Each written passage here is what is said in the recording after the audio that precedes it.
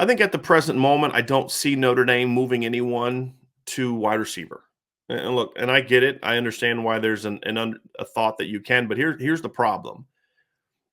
Let's take Xavier Watts for example, who's a very talented player. Everyone knows my opinion on him, and I'm using him on purpose because everybody always knows that I've always wanted Xavier Watts to be a wide receiver at Notre Dame. I think he could play Notre Dame. The problem is he's battling for a key rotation spot at safety. And if you were to move him to receiver, you're moving him to a position where there's not really a need for rotation guys at receiver. I mean, you've got like you mentioned Avery Davis and Joe Wilkins if they're healthy, and my understanding is that Avery Davis will be ready for the season. I'm not sure yet on Joe Wilkins simply because I just haven't heard anything about updates on him, so I don't know the answer to that. But Avery, I anticipate being ready for the opener. You've got him whenever Joe Wilkins comes back. Those are the veterans. You've got Braden Lindsey. You've got Lorenzo Styles. You've got Deion Coles. You've got Jaden Thomas. And you've got incoming freshman Tobias Merriweather. The point being, numbers are thin. You've only got, like you mentioned, 7 scholarship receivers. Matt Salerno is also a scholarship receiver, but he's in a little bit of a different category, I understand. There's not a need for guys to come in and impact the depth chart per se. The need is for depth. You don't move a guy like Xavier Watts, for example, to receiver just to give depth.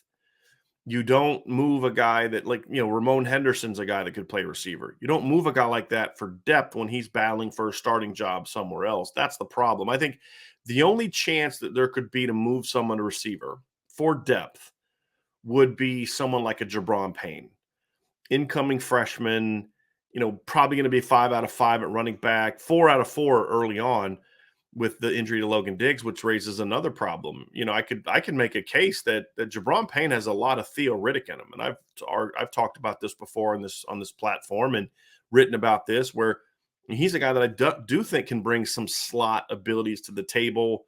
With bubble screens, with other type of quick routes. He catches the ball well. He's a good route runner for a running back. He has some Kyron Williams in him in that regard, a little taller than Kyron was.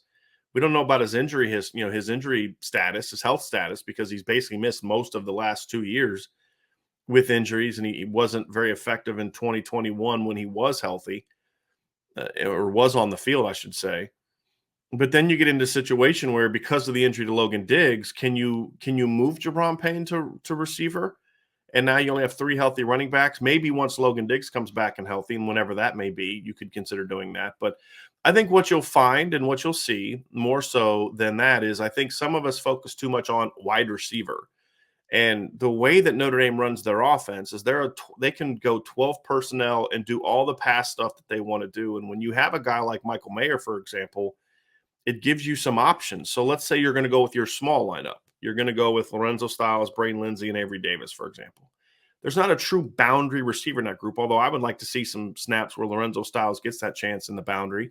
I wouldn't mind seeing Braden Lindsey get some snaps into the boundary, especially when the tight end is to that side, because you can put the tight end on the line in a 2x2, have Braden Lindsey off the line, motion him down, do some stack stuff where you get him kind of going across the field on crossers and drags and posts and things like that, where he could be effective on those type of concepts.